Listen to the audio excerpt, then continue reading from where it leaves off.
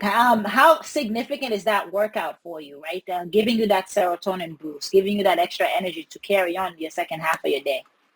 I tried so many times, different times to do it. I tried to do it early morning, first thing. Yeah. I didn't like it. I need my coffee first. Um, I tried to do it after work, like around 7, 8 o'clock. I didn't like it so I decided it's around 11 o'clock after the major work is done. It's kind of, it's a big boost. Mm-hmm. And it's like, I feel like after I come back, I take a shower. It's like I just woke up again. Yeah. Yeah. So it's quite important. Yeah, and it's my relief. It's how I relax. Let's learn how our next guest gets up, dress up, and show up on purpose. Enjoy the episode.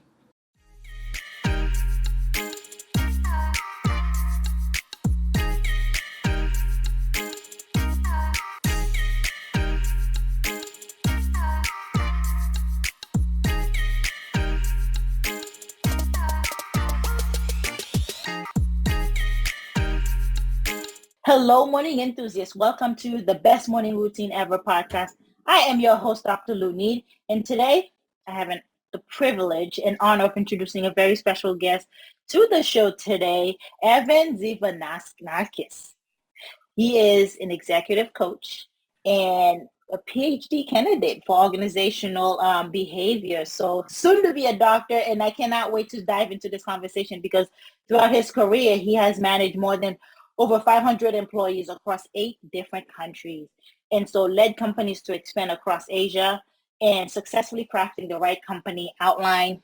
We're talking about culture and leading people in the front line. So I'm really excited to have him on board here because we're going to talk about leadership. We're going to talk about culture inside the organization and how to manage it and get teams more engaged. So with no further ado, Evan, welcome to the show. Dr. Lunit, thank you for having me. Pleasure to be here with you today. It is my honor. Thank you for taking the time. I know you are calling from what part of the world now? I am in sunny Greece. You are, yeah, born and raised. And so kind of, yeah, born and raised up until I was 18, 19 years old. And yeah, it's summer here. So it's work from home mainly. So not too bad, I suppose. Yeah. And we're going to talk about the culture of working from home and that hybrid lifestyle and how it affects the executives. But before we dive into that, Evan, tell us about how you got started. Now you're getting your PhD in this. What drove you to this field? Well, I started back in, when I graduated from high school, and then I went to Switzerland to study. My first studies, I studied hospitality management, masters in hospitality management, and I worked in that field. And after that, I went to the UK. I did my MBA from Leeds Metropolitan University. Now it's called Leeds Beckett University. And once I graduated, I worked in sales and marketing. After a couple of years, I got promoted to become a team leader. After that, to become a general manager. And the company gave me the opportunity to expand. I took some of my team members and we branched out to a different city in Bristol. If you know UK, down south, the southwest in England, around 2 hours from London by train. And I've opened my own company, kind of my own franchise. And we did pretty well. A lot of challenges at the beginning. I made tons of mistakes, especially with managing people. I almost lost all my team because, I was the colonial type of leader. You do what I say, So then I had to rebuild my team. My second year was really good. And then we expanded the company after running that business for 7 years. And then an opportunity came. A big company wanted to buy our business, which was good. And then I took a sabbatical, I took a break. I took a break. I didn't need to work for a year or so. And then I was headhunted to help a financial broker expand its presence in Asia. And then I moved to Cyprus from the UK. And from there, I helped that company to expand because of that business development background I have, because of that experience of opening companies and so on and so forth, managing people, running the show, I suppose. And then that gave me the experience to travel, the opportunity to travel. And that's where I work. For the last 8 years, I worked in Malaysia, Indonesia, Philippines, India, Australia, you name it, around 8 countries, eight, nine countries. And since 2017, I decided, your question is, what was your motivation? I decided that I wanted to give, I said, I have my experience, what do I do now? I don't really want to work in that kind of field. I want now to kind of share my experience, share my mistakes, work with managers, work with leaders to help them, improve. Yeah. So that was my motivation. And then I became an executive coach since 2017. No, wow. Wow, look at that. You said it's a elaborate, you do have quite a bit of experience. You said that you made some mistake in the beginning, and we're going to talk about that because I know hiring the right people and putting them in place is pivotal and crucial, especially if you're expanding across countries. So tell us about some of the mistakes that you made and that has actually helped you now to be an executive coach. Yeah, sometimes when I look back at it, sometimes when you're 25, 26 and you have a lot of success, you become arrogant, So I did the mistake. The mistake I did is I didn't know, I suppose, how to balance confidence with arrogance. Mm-hmm. So I was coming across like I know it all kind of leader, which at the time, like 10 years ago in the UK, it kind of worked. But that was my first mistake. So if you are a new manager or a business owner or somebody who is managing people, my suggestion to you is to know how to balance confidence and arrogance, because there is a fine line, mm-hmm. Especially in 2022, the role of the leader, I suppose, changed over the last couple of years. So I was managing in a very much colonial style. I say, you do. Mm-hmm. So the communication back then that I had with my staff, it was one way. I talk, you listen. So that cost me a lot.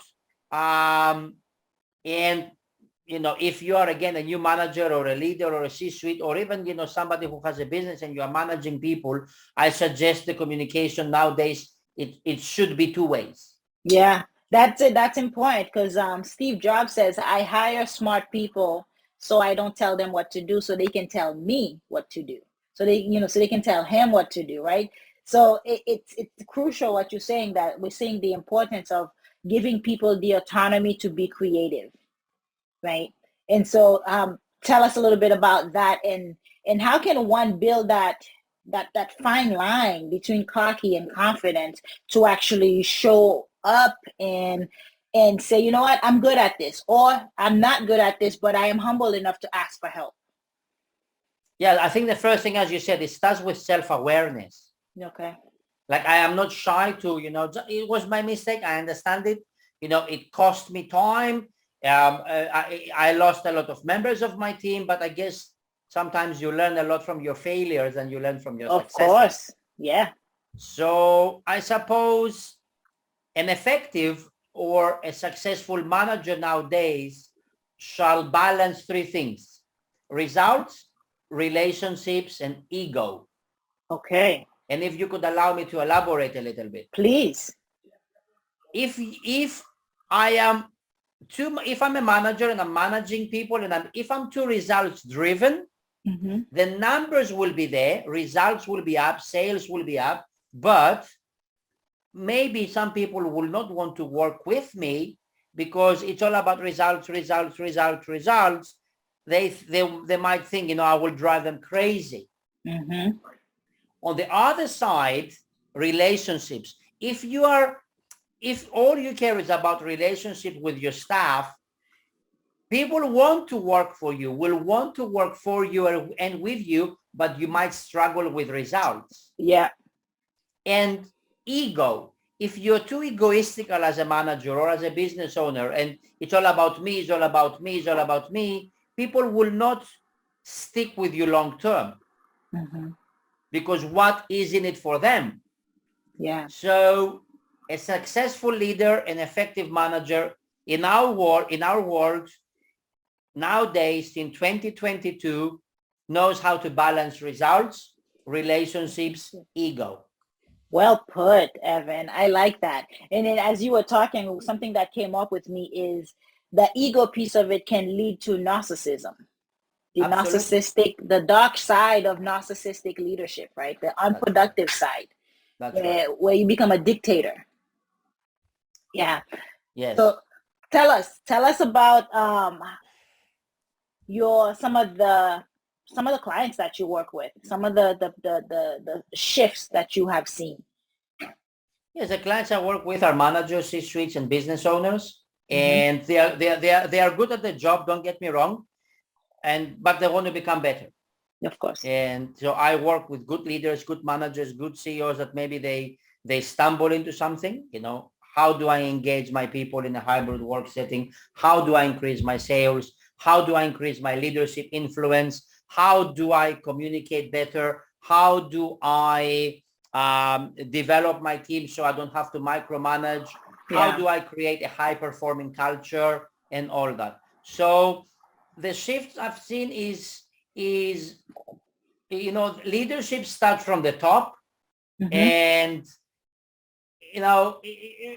a lot of it talk about, lately I hear the words empathy, I hear the words, yeah, all this is good, don't get me wrong, but I think the business environment and the organizational environment that we are currently in, I think leaders, we need to kind of roll our sleeves up and lead Yeah. from the front.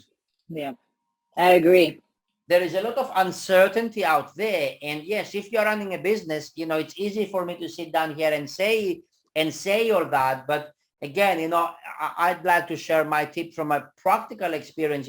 You might not know what is going to happen in 5 years, 3 years, 2 years down the line. But, even if 3 months down the line, what is happening in your business, so 6 months down the line, what is happening in your business, please share that vision with your people, because your people will question, why, what is in it for me, why I'm doing what I'm doing. And this is where we see, Leonid, the great resignation. It is not the great resignation, it is the great reevaluation of values, which I think leads people to say, look, I had enough, I want to do something else, I want to do something that has more meaning to my life.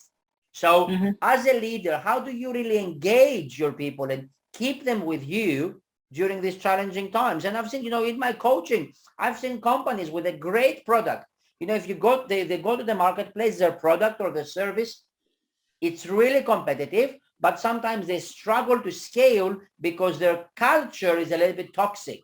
They don't know how to manage people. And on the opposite side, I also work with companies which their product or service is average, but they scale faster because their internal environment is healthy. Yeah, the people are everything. The people are everything, and I 100% agree with you.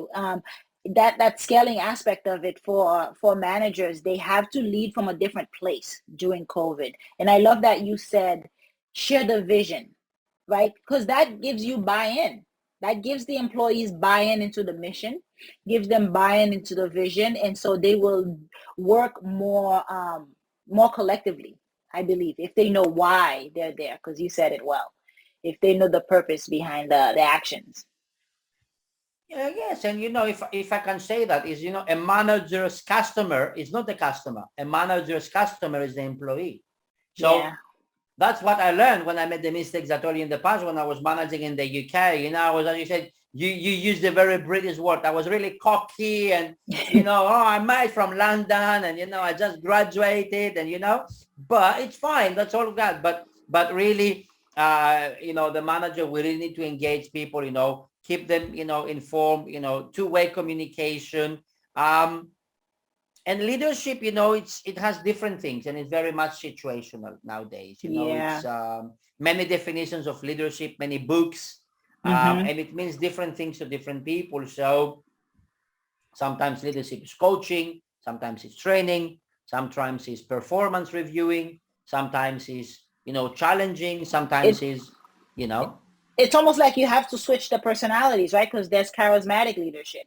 You got to be charismatic at this different situation with these different people and actually finding out what motivates the individuals. Because it's not always monetary. As you it's said, that not. relationship. Absolutely.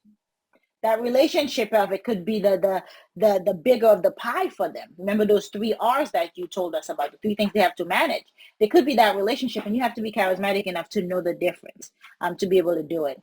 Now, I'm curious to find out, how can executives now manage this hybrid, this virtual world? How can they engage people if they're not face to face? They're on Zoom. It's very distant and very detached. So let's talk about that a bit.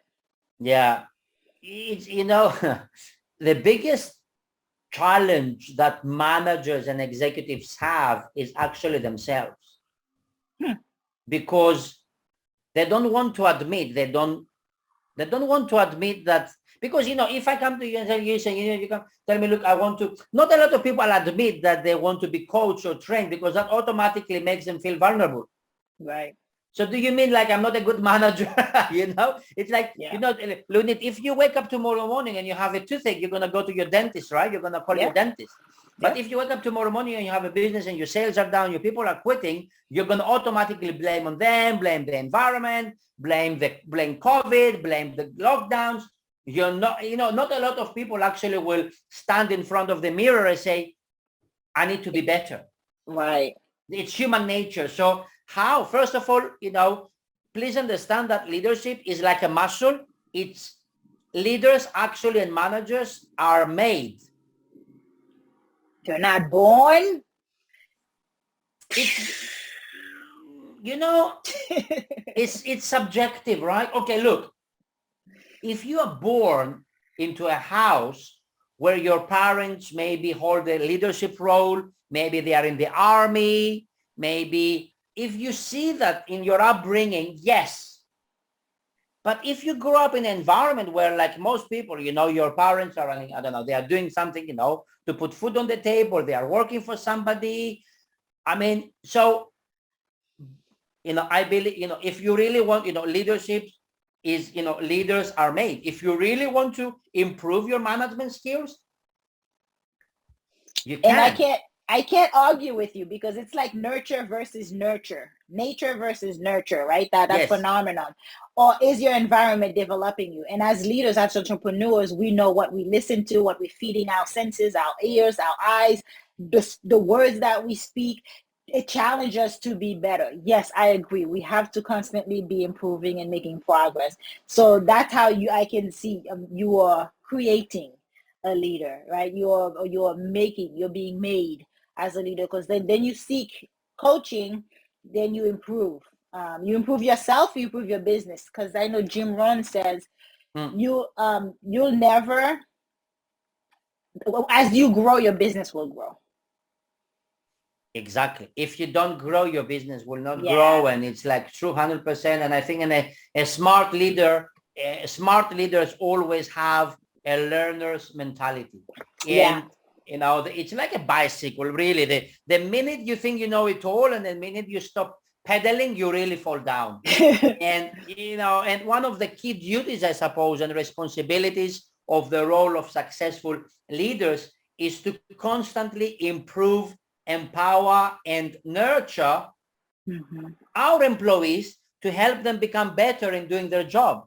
Because if they become better in doing their job, I will get what I want as a leader or as a business owner. So my mentality is, I look at my employees really like my customers.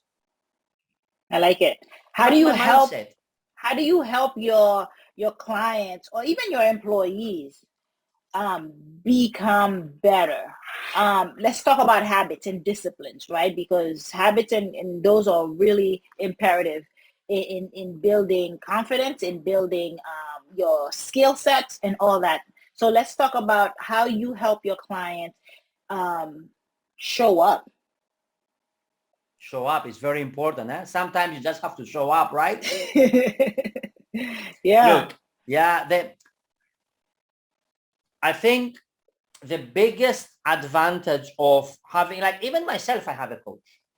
Yeah. And we live in the information age. Like, for example, if you want to learn how to hit the racket on tennis or to learn the basic, you actually don't need a coach. Just go on YouTube. There is tons of lessons of how to. But if you really want to improve, if you really want to play even with your neighbor a little bit competitive, if you want to, play good tennis, I don't mean professional, but play good tennis, you really need a coach, you really need a trainer. And so I'm giving you that sports analogy to business, to coaching, because the biggest, I suppose, advantage of a coach is accountability.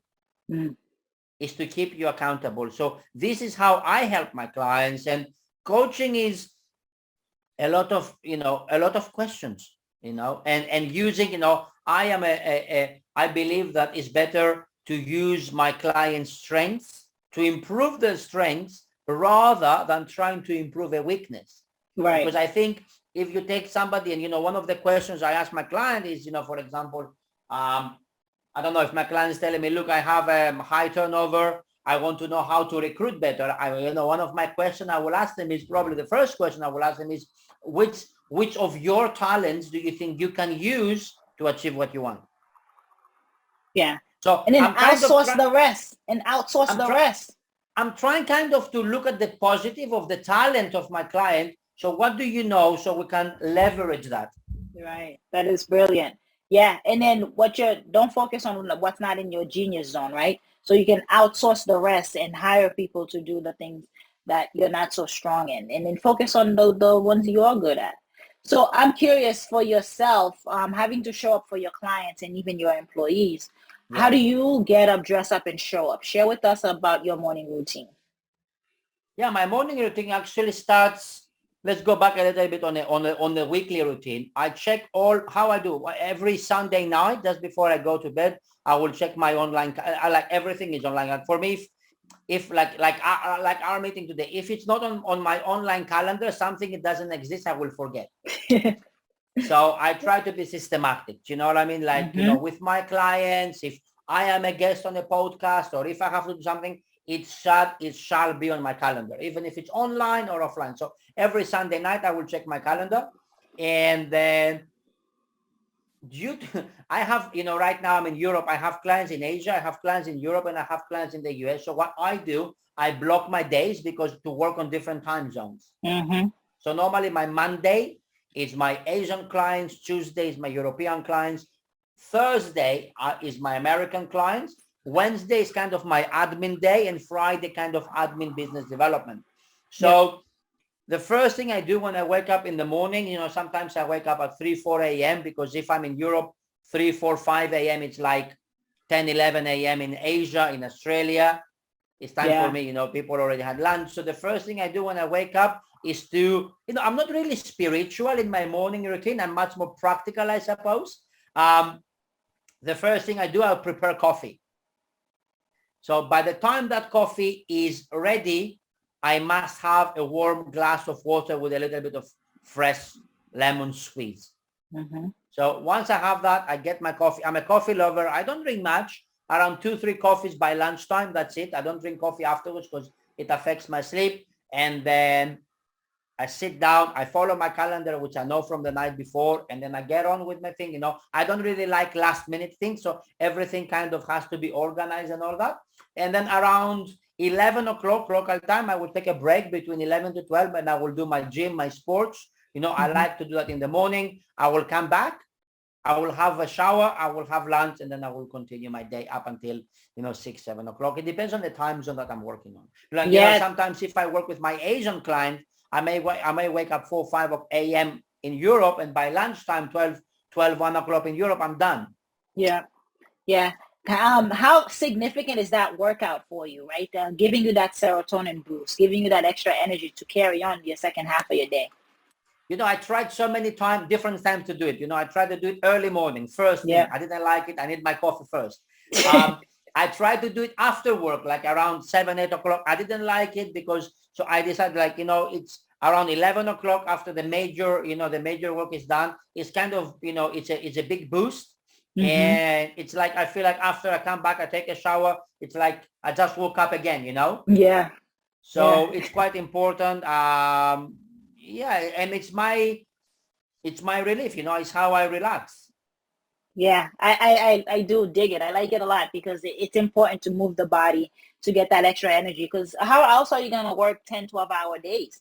You will not if you don't work out the body or even the mental.